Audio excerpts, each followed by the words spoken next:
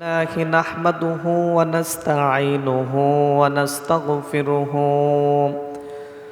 ونعوذ بالله من شرور أنفسنا ومن سيئات أعمالنا من يهده الله فلا مضل له ومن يضلله فلا هادي له ونشهد أن لا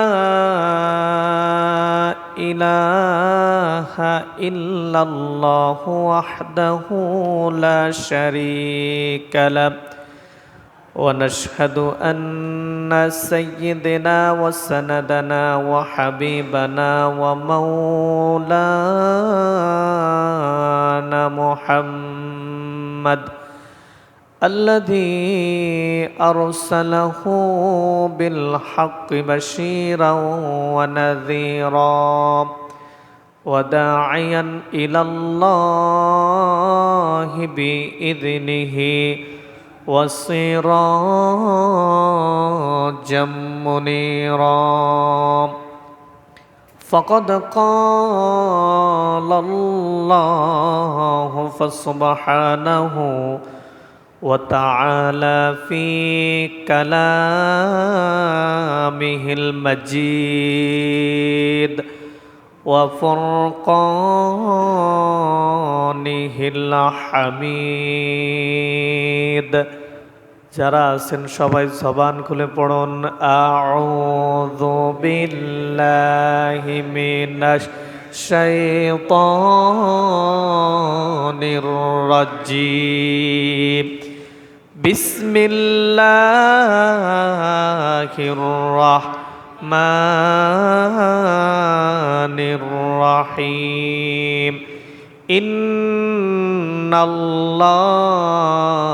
ওয়া মালাইকাতাহু ইউসাল্লুনা আলান নবী ইয়া আইয়ুহাল্লাযীনা আমানু সাল্লু আলাইহি ওয়া সাল্লিমু তাসলিমা আল্লাহুম্মা সাল্লি আলা সাইয়্যিদিনা মাওলানা মুহাম্মদ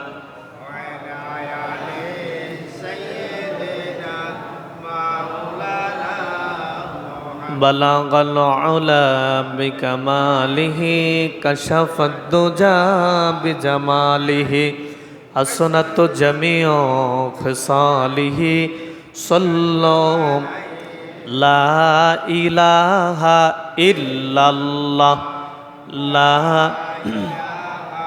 إلا الله لا إله إلا الله لا إله إلا الله لا إله إلا الله محمد رسول الله صلى الله عليه وسلم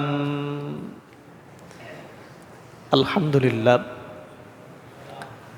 কালিমাতুশ শুকর আদায় করছি সেই মহান মুনিবের দরবারে, যেই মহান মুনিব জাগতিক শতব্যস্ততার মাঝ থেকেও যেই মহান মুনিব আমাদেরকে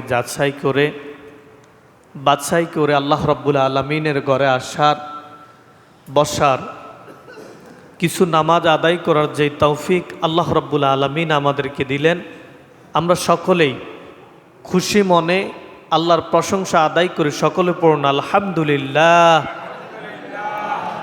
নবিগুনা হাবিবুনা কুদওয়াতুনা ইমামুল মুরসালিন খাতামুন নবিয়্যিন জনাব মুহাম্মদুর রাসূলুল্লাহ সাল্লাল্লাহু আলাইহি ওয়াসাল্লাম। আজকের আলোচনার মূল আলোচ্য বিষয় হচ্ছে কোরআনুল কারীম। আমরা গত জুমায় আলোচনা করেছিলাম, আজকে ইনশাআল্লাহ এই কোরআন থেকে আমরা কিছু কথা বলবো কোরআনের গুরুত্ব নিয়ে। যেই কোরআন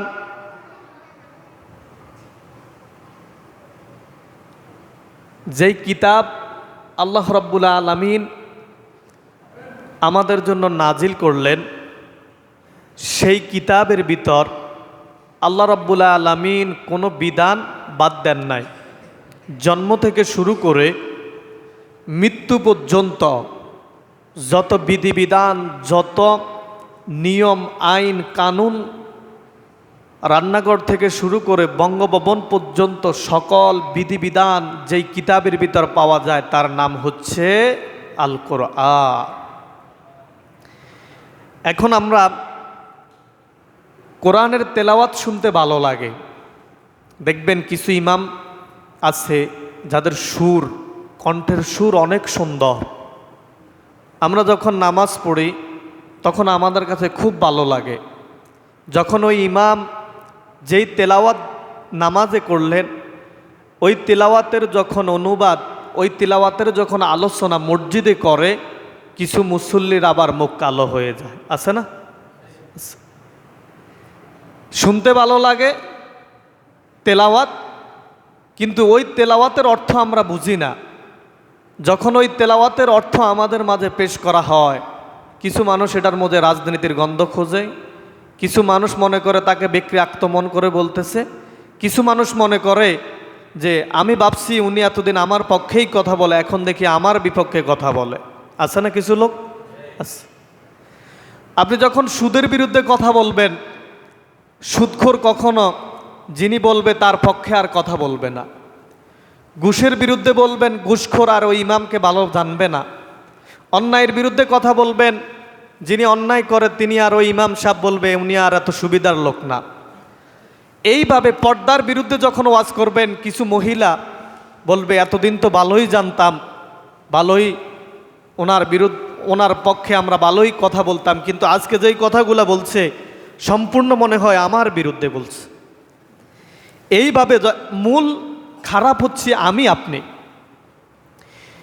আমাদের পুরা জীবনের প্রেসক্রিপশন হবে আল কোরআন। জীবনের প্রেসক্রিপশনের নাম কি? কোরআন। এই কোরআন দিয়ে যখন আপনি আপনার জীবন পরিচালনা করবেন, আপনার জীবনটা হয়ে যাবে আলোকিত। এই কোরআন মানব জীবনের প্রত্যেকটা ক্ষেত্রের, প্রত্যেকটা জায়গার সমাধান আল্লাহ রাব্বুল আলামিন এই ছোট্ট একটা কিতাবের ভিতরে দিয়ে দিয়েছে। সুবহানাল্লাহ বলবেন না? পৃথিবীর কোনো বিধান, পৃথিবীর কোনো সমস্যা আল্লাহ রাব্বুল আলামিন এই কিতাবের ভিতর বাদ রাখেন নাই। কিন্তু আজকে আমরা এই কোরআন থেকে দূরে। এই যে মহিলাদের যে সম্পত্তি বাবার সূত্রে তারা মালিক হয়, আচ্ছা আপনারা বলেন এই কোরআনের ভিতর ওই বিধানটার কথা আছে না নাই? বলেন, সবাই বলেন, আছে না নাই? আছে। আল্লাহ রাব্বুল আলামিন বলেন একজন সন্তান সে মা বাবার ওরসজাত, মেয়ে কতটুকু সম্পত্তি পাবে, ছেলে কতটুকু সম্পত্তি পাবে, তার স্ত্রী তার থেকে কতটুকু সম্পত্তি পাবে। আমি তোমার এমন আল্লাহ, আমি তোমার এমন রব, আমি তোমার এমন আইনদাতা, আমি সম্পূর্ণ বিধিবিধানগুলাই কোরআনের মধ্যে বর্ণনা করে দিলাম। সুবহানাল্লাহ বলবেন না? এখন তুমি বাবা, তুমি হাজী সাহেব, হজ করার পর তুমি তোমার সন্তানরে ভালো জমিগুলা দিয়া দাও। ছেলে, তুমি তাকে ভালো ভালো জায়গাগুলা তার নামে কওলা করে দাও। ভালো ভালো জায়গাগুলা তুমি তোমার ছেলে সন্তানকে দিয়ে দিলা, আর তুমি তোমার মেয়েকে বললাম মা তোকে আমি দোয়া করে দিলাম। আপনি হাজী নয়, আপনি আল্লাহর দরবারে বড় একজন আসামি। নাউজুবিল্লাহ পড়ে। আছে না কিছু বাপ? আছে না? মা তোকে তো কিছুই দিতে পারি নাই বাবা, ওই রাস্তার পাশের যেই জমিটা তোর বাইকে দিলাম, ওই দক্ষিণ পাশের যেই রাস্তার সাথে জমিটা সেটাও তোর বাইকে দিলাম, তোর বড় বাইকে দিলাম, তোর মেজু বাইকে দিলাম, তোর ছোট বাইকে দিলাম। ও আমার কন্যা, ও আমার মা, আমি তোকে কিছুই দিতে পারি নাই, আমি বাবা তোকে দোয়া করলাম। আমি বলবো আল্লাহর এই কোরআন বলে আপনি যে আপনার মেয়ের প্রতি জুলুম করছেন, কিয়ামতের ময়দানে আপনি জালেমের কাতারে দাঁড়ানো লাগবে। নাউজুবিল্লাহ বলবেন না? সেই বিধানও আল্লাহর কোরআনের ভিতর আছেন। এখন আপনি আপনার মেয়ে, আপনি আপনার স্ত্রীকে কিভাবে পর্দায় চলাবেন সেই বিধান এই কোরআনের ভিতর আছে না নাই? বলেন সবাই জবান খুলে বলেন, আছে না নাই? আল্লাহ রাব্বুল আলামিন বলেন ওয়াকারনা ফি বুয়ুতিকুন্না ওয়ালা তাবাররাজনা তাবাররুজাল জাহিলিয়াতিল উলা।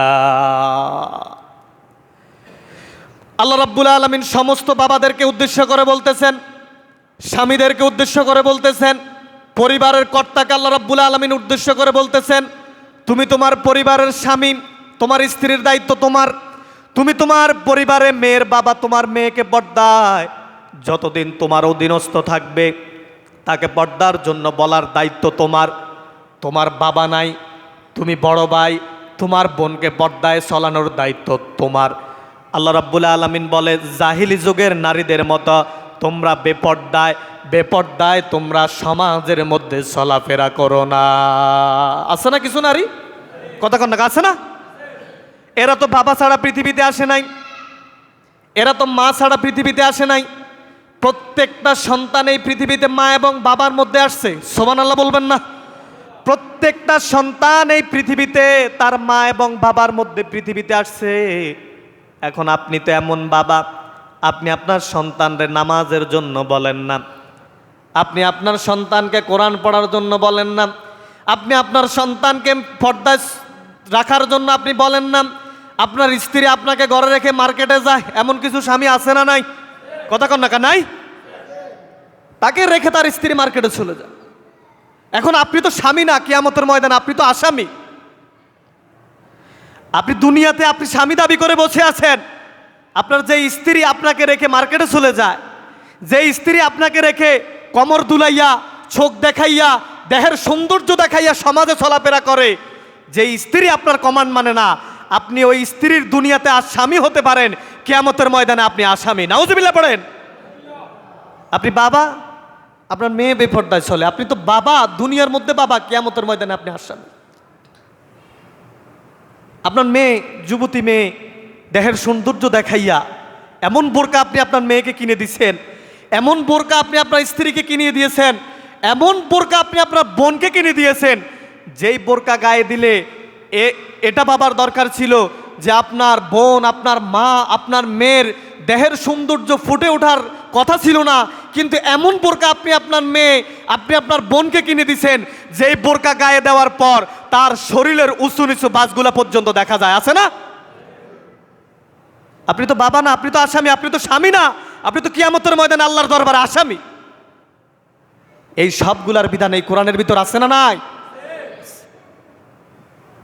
কোরআন এমন একটা কিতাব, কোরআন এমন একটা গ্রন্থ, যেই গ্রন্থের ভিতরে মানব জীবনের জন্য কোনো বিধান আল্লাহ বাদ দেয় নাই। সুবহানাল্লাহ বলবেন না?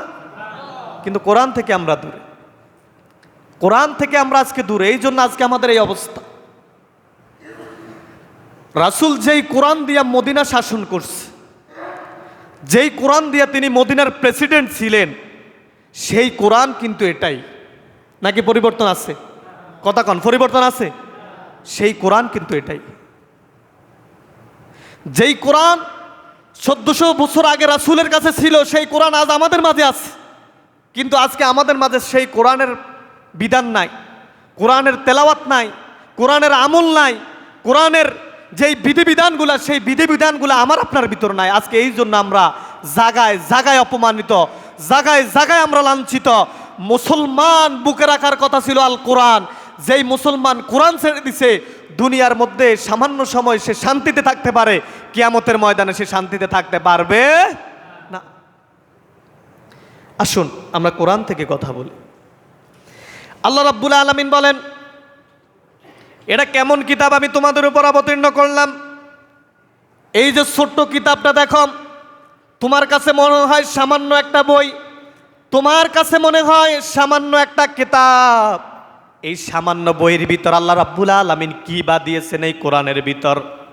কারণ তুমি তো পড়তে জানো না। এই কোরআনের ভিতর আল্লাহ রাব্বুল আলামিন কি দিয়েছেন? আল্লাহ রাব্বুল আলামিন বলেন, হাবিব আমি আপনার উপর কেমন কিতাব নাজিল করলাম? সুবহানাল্লাহ বলবেন না? আল্লাহ রাব্বুল আলামিন তার হাবিব মুহাম্মদ সাল্লাল্লাহু আলাইহি ওয়াসাল্লামকে কোরআন সম্পর্কে বলেন, হাবিব মুহাম্মদ সাল্লাল্লাহু আলাইহি ওয়াসাল্লাম আপনি বলুন।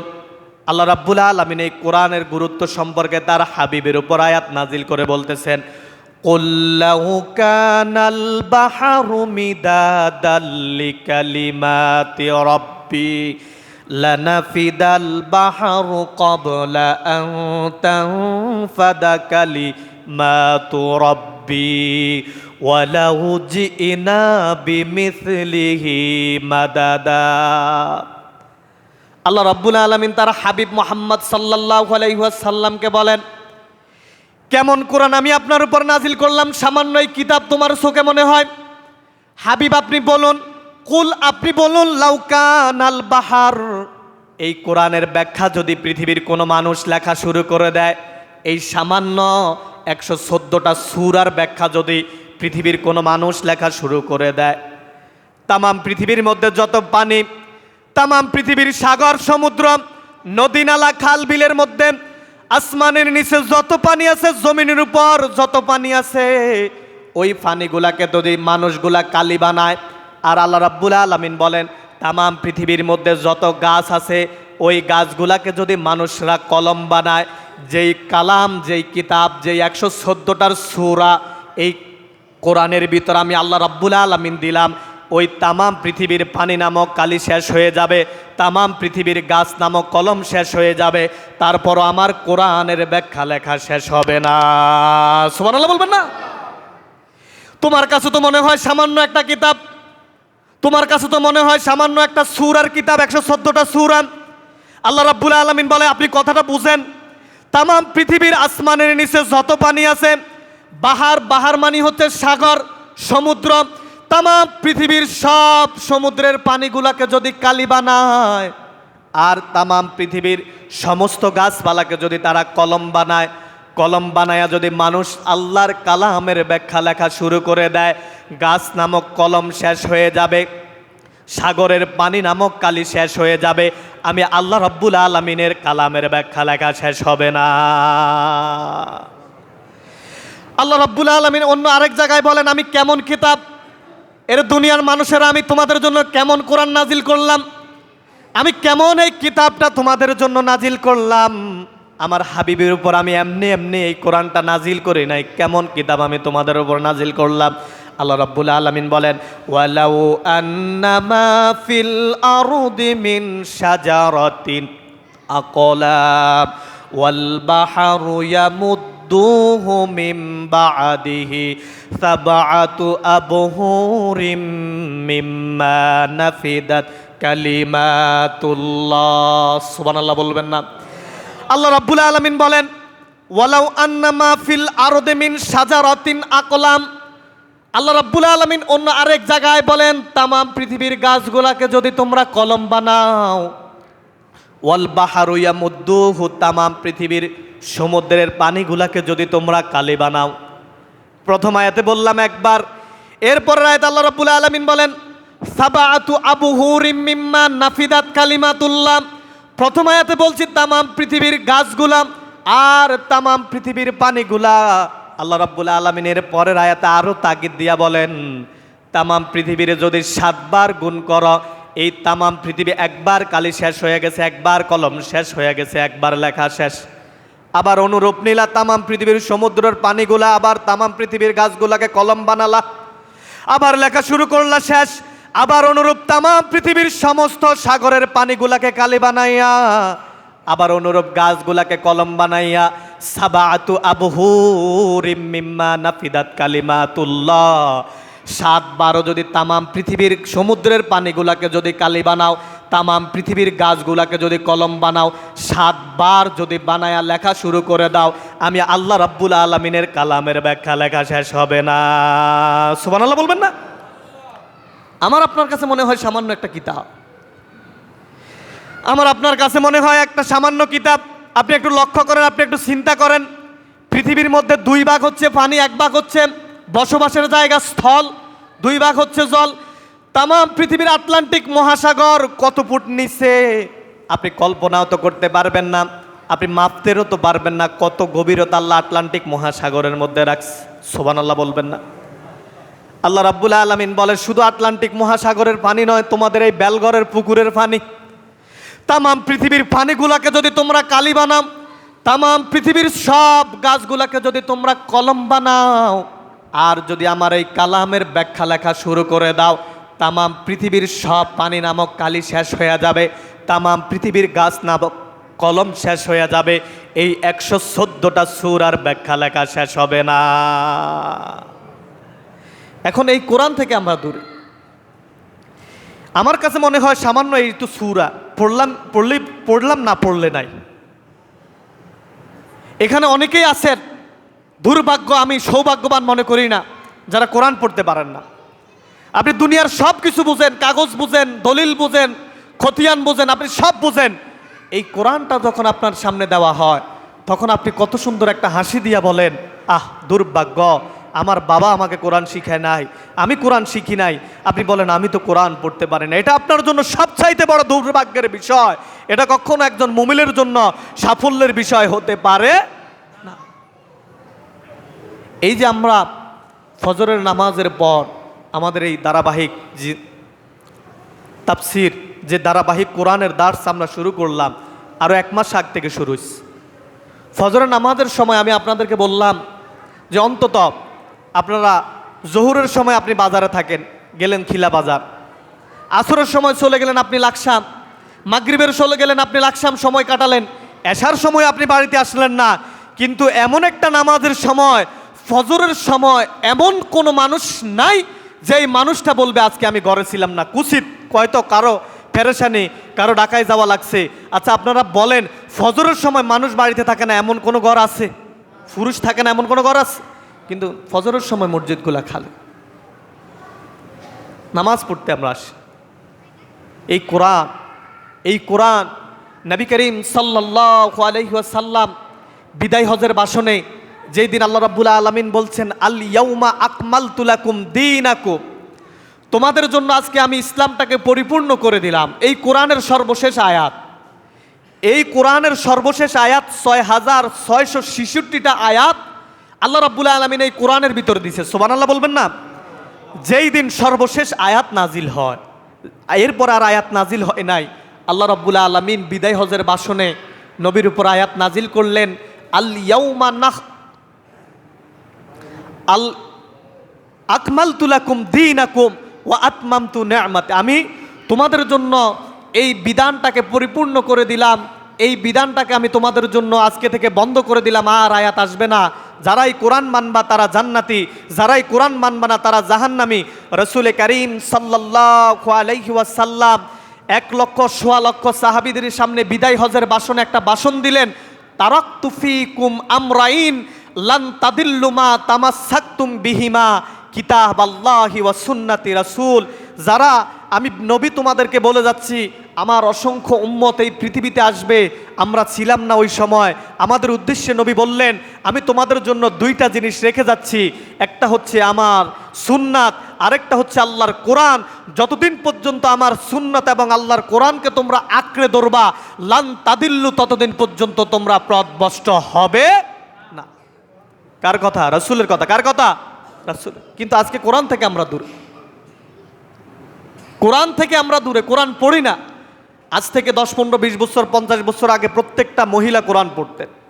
এখনও যারা মুরব্বী আছেন, আগে যারা কোরআন পড়তে পারেন, এখনও অনেকেই পড়ে, গুনগুন গুনগুন করে কোরআনের আওয়াজ শোনা যেত। কিন্তু এখন এমন এক আধুনিকতায় আমরা আসলাম, এমন এক বেহায়াপনা সমাজে আমরা আসলাম, সকালবেলায় এমনও পরিবার আছে 10টা, 8টা, 9টার আগে ঘুম থেকে ওঠে না, এমন পরিবার আছে না? মাও ঘুমায়, বাবাও ঘুমায়, ছেলেও ঘুমায়, নামাজ নাই। তার জন্য এই যে ফজরের মুয়াজ্জিন আজান দিচ্ছে, বিশ্বনবী সাল্লাল্লাহু আলাইহি ওয়াসাল্লাম বলেন, কথাগুলো শোনেন, রাসূল করিম সাল্লাল্লাহু আলাইহি ওয়াসাল্লাম বলেন, আমার মন চায় ওই ঘরগুলোর মধ্যে আগুন লাগাইয়া দেই। সাহাবাই কেরাম বললেন, ইয়া রাসূলুল্লাহ, ইয়া হাবিবাল্লাহ, ওই সমস্ত ঘরগুলা কোন ঘর যেই ঘরে আপনি নবী আগুন লাগাইয়া দিতে মন চায়?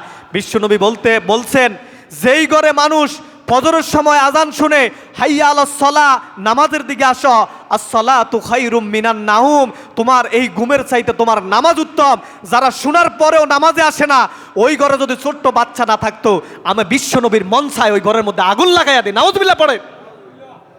এখন আপনি আমি মুসলমান দাবি করে বসে আছি, নামাজ বুকে হাত দিয়া বলেন, আপনি আজকে কয়দিন ফজরের নামাজ জামাতে পড়তে পারেন? আপনি বলেন বুকে হাত দিয়া, এমন কয়জন পাবেন? জামাতের সাথে নামাজ পড়েন এমন কয়জন পাবেন? এখন আপনি বলবেন আপনারা তো নামাজ পড়েন এই জন্য পড়েন। আর আমি যেমনি পড়াই, আমি তো নামাজটা জামাতের সাথে পড়ছি, এই জন্য আমি আপনাদেরকে বলছি। রসুলের কাছে এক লোক এসে বললেন, ইয়া রসুলাল্লাহ, ইয়া হাবিব আল্লাহ, আমার এই ছেলেটা সবচাইতে মিষ্টি পছন্দ করে বেশি। এখন আমি তো গরিব মানুষ, মিষ্টি প্রত্যেক দিন তাকে দেওয়া আমার পক্ষে সম্ভব হয় না। রসুল বললেন, তুমি এক সপ্তাহ পরে আমার কাছে এসো, যাও এখন চলে যাও। এক সপ্তাহ পরে আসার পর ওই মহিলাটা এসে বললেন, ইয়া রাসূলুল্লাহ, আমি গত এক সপ্তাহ আগে আপনার কাছে একবার এসেছিলাম আমার বাচ্চাকে নিয়ে। আমার বাচ্চা মিষ্টি খেতে পছন্দ করে। এখন আমি তো গরিব মানুষ, প্রত্যেক দিন তাকে মিষ্টি দেওয়ার মতো সেই সামর্থ্য আমার নাই। আপনি বলছেন এক সপ্তাহ পর আসার জন্য, এখন আসলাম। ওই বিশ্বনবী সাল্লাল্লাহু আলাইহি ওয়াসাল্লাম ওই বাচ্চাটাকে বললেন, বাবা আজকে থেকে তুমি আর মিষ্টি খেও না, তোমার মায়ের তো সামর্থ্য নাই তোমাকে প্রতিদিন মিষ্টি দেওয়ার। সুবহানাল্লাহ বলবেন না?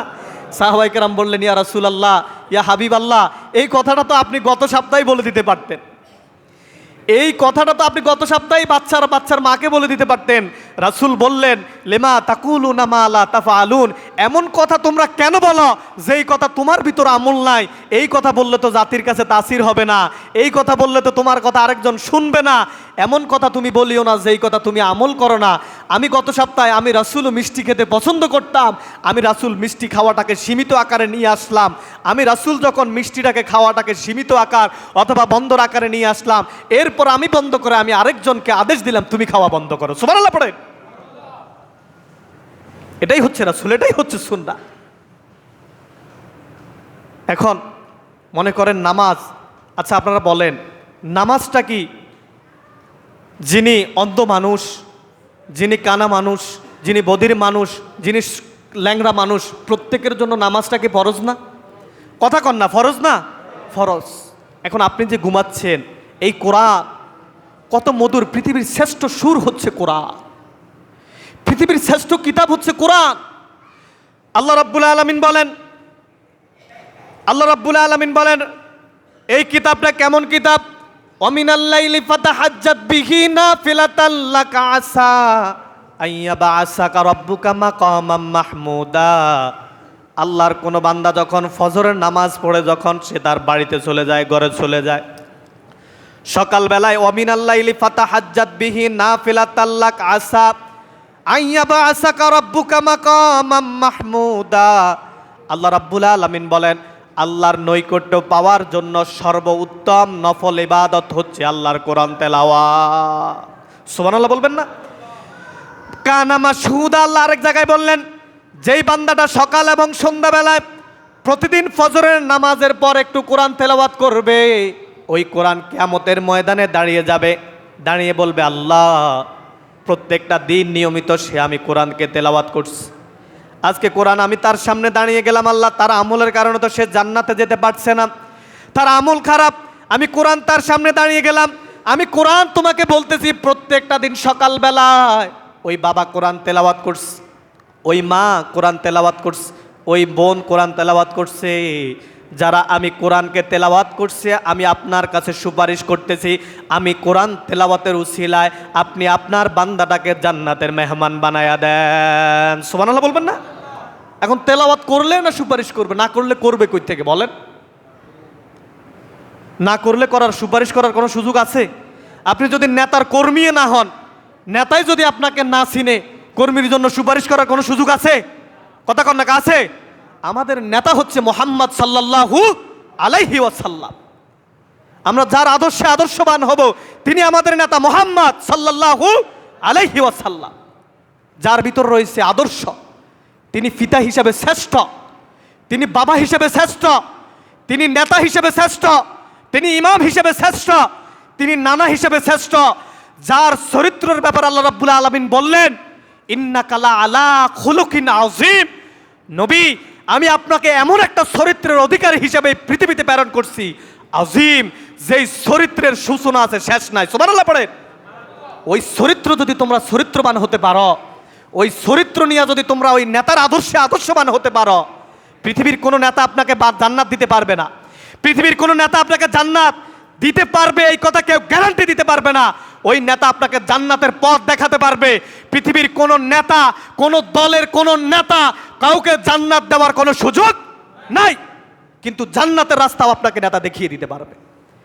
আল্লাহ রাব্বুল আলামিন বলেন কিছু কর্মী, আল্লাহর এই কোরআনের বক্তব্য, যেহেতু আমাদের আলোচনার বিষয় হচ্ছে কোরআন, আল্লাহ রাব্বুল আলামিন বলে কিছু কর্মী নেতার বিরুদ্ধে মামলা করবে। আল্লাহ, আমি এমন নেতার পিছনে ঘুরছি যেই নেতা আমার নামাজের জন্য বলে নাই। আমি এমন নেতার কর্মী ছিলাম যেই নেতা, আমি এমন কর্মী ছিলাম আসরের সময় আজান দিছে, নেতাও নামাজ পড়ে নাই, আমাকেও নামাজ পড়ার জন্য বলে নাই। আল্লাহ রাব্বুল আলামিনের কাছে যখন মামলা করবে কর্মীরা, আল্লাহ রাব্বুল আলামিন নেতাকে ডাক দিবে, নেতা আয়, ওয়া কুল্লুহুম আতিহি ইয়াউমাল কিয়ামাতি ফারদা, আয় নেতা আমার কাছে আয়। আল্লাহ রাব্বুল আলামিন, আমি যদি নেতা, আমি তো এখন আপনাদের সবার নেতা, ইমাম মানি হচ্ছে নেতা, ইমাম মানে কি? এখন আমি তো আপনাদের সবার নেতা। এখন আপনি মসজিদে আসেন নাই, আমি আপনাকে বলি নাই, এখানে বসে নামাজের ওয়াজের কথা আমি আপনাকে বলি নাই, পর্দার ওয়াজের কথা আমি আপনাকে বলি নাই, সুদের কথা আমি আপনাকে বলি নাই, ঘুষের কথা আমি আপনাকে বলি নাই, দুর্নীতির বিরুদ্ধে কথা আমি আপনাকে এই মিম্বার থেকে বলি নাই। আপনি আমাকে বলবেন আল্লাহ আমার নেতারে ডাকো। একটা হচ্ছে রাজনীতি নেতা, একটা হচ্ছে মসজিদের ইমামের নেতা, একটা হচ্ছে রাষ্ট্রীয় নেতা, আর একটা হচ্ছে সর্বশ্রেষ্ঠ নেতা হচ্ছে মুহাম্মদ সাল্লাল্লাহু আলাইহি ওয়াসাল্লাম। আল্লাহ রাব্বুল আলামিন বলবে ওয়াকুল্লা ইয়াউমান নাদউ কুল্লা উনাসিম বিইমামিহিম। আল্লাহর এই কোরআনের ভিতর আছে, এখন আমি তো পড়ি না, আপনি তো পড়েন না, এই জন্য আমরা তো পাই না। ইয়াউমান নাদউ কুল্লা উনাসিম বিইমামিহিম। আল্লাহ রাব্বুল আলামিন নেতা সহ কর্মীরে ডাক দিবে, আয় আমার কাছে আয়। এখন নেতা সাহেব গেছে, কর্মী সাহেব দুইজনেই গেছে। যাওয়ার পর আল্লাহ বলবে নেতা, আল্লাহ প্রথমে কর্মীরে বলবে, কিরে কর্মী, নামাজ কেন পড়ছ নাই? তোর আমলনামায় তো নামাজ নাই। আল্লাহ রাব্বুল আলামিন বলবে, কেন যাকাত দাস নাই? তোর আমলনামায় তো যাকাত নাই। মসজিদের ইমাম সাহেব কি তোকে যাকাত দেওয়ার কথা বলে নাই? নামাজ পড়ার কথা কি তোকে বলে নাই? তোকে কি হজ করার জন্য তোর উপর হজ ফরজ হয়েছে, তোকে কি ইমাম সাহেব বলে নাই হজ করার জন্য? নেতা কি বলে নাই তোমাকে যাকাত দেওয়ার জন্য? ওই সময় বলবে আল্লাহ, এমন নেতার পিছনে হাঁটছি যেই নেতাও নামাজ পড়ে নাই, যেই কর্মীরাও নামাজ পড়ার জন্য ডাক দেয় নাই। ওই সময় নেতাকে বাঞ্ছনা দিয়া বলবে আল্লাহ, আজকে আমার নেতাকে ধরো, কেন নেতা আমাকে নামাজের জন্য ডাক দেয় নাই? নাউযুবিল্লাহ পড়ে। আল্লাহ রাব্বুল আলামিন বলবে, এবার নেতাকে বলবে, নেতা কেন তুমি ফালা তালুমুলি ওয়ালুমু আনফুসাকুম। এবার নেতা আল্লাহকে বলবে, আল্লাহ আমি তো তাকে কোনো নবীর চরিত্র দিয়া ডাক দেই নাই, আমি তো তাকে হাদিস দিয়া ডাক দেই নাই, আমি তো তাকে কোরআন দিয়া ডাক দেই নাই, আমি তো তাকে কোনো সাহাবীর চরিত্র দিয়া ডাক দেই নাই। ফালা তালুমুনি ওয়ালুমু আনফুসাকুম। আল্লাহর কোরআনের বক্তব্য, আমি তাকে এমনি ডাক দিয়েছি, পদ দেব, টাকা দেব, পয়সা দেব। ফালা তালুমুনি ওয়ালুমু, সে আমার ডাকে সাড়া দিছে। আজকে আমার নেতা, আমি নেতা হয়ে আমার কর্মীরে চিনি না, আমি নেতাই তো আজকে বাঁচার উপায় নাই। ওই দিন নেতা কর্মীরে বলে যাবে, আর নেতা আপনারা জান্নাত দিবে, দল আপনাকে জান্নাত দিবে। ওই দিন দেওয়ার কোনো সুযোগ না। আপনার আমল দিয়ে আপনাকে যাওয়া লাগবে। এই কোরআন আপনি মানবেন, জান্নাত। কোরআন মানবেন না, যত বড় ইমাম, যত বড় খতিব, যত বড় যাই হন মিয়া, আপনি এই কোরআনের লাগবেন হিরো, কোরআন থেকে দূরে সরে যাবেন, হয়ে যাবেন জিরো। যেই উমর রাসূলকে হত্যা করার জন্য সিদ্ধান্ত নিয়েই ফেলছে, রাসূলকে হত্যা করবে, কেউ হাত তোলে না। দারুন নাদওয়ায় সিদ্ধান্ত হয়েছে, আবু জাহেল ডাক দিছে দারুন নাদওয়া থেকে, কে এমন ফালওয়ান আছো, কে এমন মহাবীর আছো, মুহাম্মদের কল্লা কেটে এনে তোমরা দারুন নাদওয়ায় দিবা। নাউজুবিল্লাহ বলবেন না? কেউ হাত তোলে না। এত বড় সাহস কে করবে? মুহাম্মদের কল্লা কাটবে, এত বড় সাহস? ওমর হাত তুলে বলতেছে, নেতা মুহাম্মদের গর্দান আমি তোমার সামনে এনে দেব, আমারে কি দিবে এর বিনিময়? নেতা আবু জাহেল এবার তারে কয়, যদি মুহাম্মদের গর্দান কাটতে পারো তোমার 100টা লাল ওট দেব। নাউজুবিল্লাহ পড়েন। এই আপনাদের নাউজুবিল্লাহর আওয়াজ। দুই পাশে গোরস্থান, এটা মসজিদ। যদি মুহাম্মদের গর্দান আমার কাছে এনে দিতে পারো তাহলে তোমার 100টা লাল ওট দিব। রওনা দিছে রাসূলের গর্দান কাটার জন্য। পথে মধ্যে এক সাহাবীর সাথে দেখা হলো। ওমর, যাও কই? আজকে তোমার নেতার মাথা কাটবো। তোমার যেই নেতারে মক্কায় নেতা মানো, মুহাম্মদ সাল্লাল্লাহু আলাইহি ওয়াসাল্লাম, আজকে তার গর্দান কাটবো, এর বিনিময়ে আমার 100টা লাল ওট দিবে। রওনা দিচ্ছে সাহাবাই কেরাম, রাসূলের কাছে খবর পৌঁছায়া দিছি, ইয়া রাসূলুল্লাহ, ইয়া হাবিবাল্লাহ, এ আপনার চাচা নাফরমান বেঈমান আবু জাহেল আপনার বিরুদ্ধে, আপনার আপন চাচা। ভাই ভাইয়ের বিরুদ্ধে যায়, এটা স্বাভাবিক কথা। বোন বোনের বিরুদ্ধে যায়, স্বাভাবিক কথা। বাবা ছেলের বিরুদ্ধে যায়, এটাই স্বাভাবিক। আপনার আপন চাচা দারুন নাদওয়া থেকে সিদ্ধান্ত দিয়ে দিছে, আপনার গর্দান যে কেটে দিতে পারবে তারা 100টা লাল নোট দিবে, আপনি ফলান, আপনি বেগে যান, ওমর আসতেছে। কারণ যেই ওমর রাস্তা দিয়ে হাঁটলে শয়তান পর্যন্ত ভয় পেত। যেই ওমর, কেমন ওমর, যেই ওমর মক্কার মানুষের ছোট্ট ছোট্ট বাচ্চাগুলো যদি স্তনের দুধ পান না করতো, ওই বাচ্চার মায়েরা বলতো ওমর আসতেছে, ওই ভয়ে স্তনের বাচ্চা কি বুঝে সে স্তনের দুধ পান করতো। সুবহানাল্লাহ পড়েন। সেই ওমর রওনা দিচ্ছে, ঘরে গেলেন। বগ্নিপতি এবং বোন দুইজনে কোরআন তেলাওয়াত করতেছে। মা তহা মা আনজালনা আলাইকাল কোরআন লিতাশকা, দুইজনকে আঘাত করলেন। লম্বা ঘটনা। আঘাত করার পর ওমরের দিলের মধ্যে একটা ধাক্কা লাগলো। এত সুন্দর কথা, তহা মা আনজালনা আলাইকাল কোরআন লিতাশকা ইল্লা তাযকিরাতাল লিমান ইয়াখশা। এটা পৃথিবীর কোনো মানব রচিত কিতাব নয়, এটা পৃথিবীর কোনো মানুষের বানানো কিতাব নয়। এত সুন্দর ভাষার, এত সুন্দর ভাষার গাঁথুনি, এত সুন্দর ভাষার মিল, এটা পৃথিবীর কোনো মানুষের কিতাব হতে পারে না। আমাকে তোমরা নিয়ে চলো, আমি মুহাম্মদের দরবারে যাব, মুহাম্মদ সাল্লাল্লাহু আলাইহি ওয়াসাল্লামের কাছে গিয়া আমি ঈমান আনবো। সুবহানাল্লাহ পড়েন। চলো আমারে নিয়ে। এখন ওমর, বোন বগ্নিপতি তো আনন্দ, আরে ওমর ইসলাম গ্রহণ করছে, এর চাইতে কি আর আনন্দ। মক্কার বাতাসগুলা মনে হয় যেন আনন্দিত হয়ে গেছে, প্রতিটা অলিতে গলিতে বন্যা বয়ে গেছে মক্কার আনন্দের মধ্যে। সাহাবাই কেরাম তখনও জানতেন না। রাসূলকে বলে, রাসূল আপনি চলে যান, এই তো ওমর আসতেছে। আল্লাহ রাসূল বলেন, কেন আমি চলে যাব? গত রাত্রে আমি দোয়া করছি দুই ব্যক্তির জন্য, আল্লাহুম্মা আইজ্জাল ইসলাম বিআহাব্বির রাজুলাইন ইনদাক। আল্লাহ, ইসলামের জন্য মক্কার মধ্যে সবচাইতে যারা ক্ষতি বেশি করতেছে, মক্কার মধ্যে সবচাইতে যাদের প্রভাব বেশি, একটা হচ্ছে আবু জাহেল আর একটা হচ্ছে ওমর। আল্লাহ, দুইজনের একজনের ইসলামের জন্য কবুল করো। এই দুইজনের একজনের যদি ইসলামের জন্য কবুল করো, মক্কার মধ্যে ইসলামের দাওয়াত দেওয়াটা আমার জন্য সহজ হয়ে যাবে। সুবহানাল্লাহ পড়েন। এখন আমি গত রাতের দোয়া করছি, আমি কেন যাব? আসুক ওমর আমার কাছে। ওমর এসে বললেন, ইয়া রাসূলুল্লাহ, এই তরবারি নিয়ে আমি দারুন নাদওয়া থেকে বের হয়েছি আপনার মাথা কাটার জন্য। আমি আমার বোনের কাছে সূরা তহার তেলাওয়াত শুনলাম, আমি এই গর্দানটা আপনার পায়ের কাছে রেখে দিলাম, যে এই তরবারি দিয়া আমি আপনাকে হত্যা করার জন্য আসছি। আমি ইসলাম গ্রহণ করি, এই তরবারির ছায়াতলে কে আসবে এমন? আমি ওমর ইসলাম গ্রহণ করার পর আপনি রাসূলের বিরুদ্ধে, ইসলামের বিরুদ্ধে, এই কোরআনের বিরুদ্ধে কথা বলবে, এই তরবারি ইসলামের পক্ষে বিপক্ষে একবার এসেছে। আমি ওমর যখন ইসলাম গ্রহণ করছি, এই তরবারি যারাই কোরআন, যারা আপনি নবীর বিরুদ্ধে, যারা ইসলামের বিরুদ্ধে দাঁড়িয়ে যাবে, এই তরবারি তাদের বিরুদ্ধে দাঁড়িয়ে যাবে। সুবহানাল্লাহ পড়ে। এই তো ইসলাম প্রকাশ্যে শুরু, আনন্দের বন্যা বয়ে গেছে মক্কার অলিতে গলিতে আনন্দ। আবু জাহেল খবর পাইছে ইসলাম, ওমর ইসলাম গ্রহণ করছে। আবু জাহেল তো বয়সে যাহা, এত বড় পালোয়ান, এত বড় লোক যদি ইসলাম গ্রহণ করে ফেলে, তো আমাদের তো একটা হাত ভেঙে গেছে। এখন ওমর ইসলাম গ্রহণ করেই বলে, ইয়া রাসূলুল্লাহ আলাসনা আলাল হক, আপনি কি সত্য রাসূল নয়? রাসূল বললেন, না অবশ্যই আমি সত্য রাসূল। আচ্ছা আপনারা বলেন, রাসূল কি সত্য রাসূল নয়? বলেন, রাসূল কি সত্য নয়?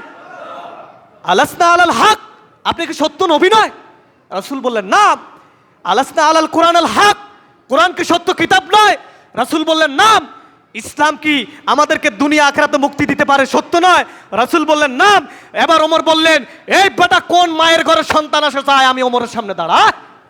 মক্কার এমন কোন বেটা আসস আজকে মুহাম্মদের বিরুদ্ধে কথা বলবি? আয়, এতদিন আমি ছিলাম ইসলামের বিরুদ্ধে, আজকে আমি ইসলাম গ্রহণ করছি। আয়, কোন বেটা আসত মায়ের সন্তানকে, মায়ের বুক থেকে সন্তান হারা করবি? কোন এমন বেটা আসত স্ত্রীকে স্বামী হারা করবি?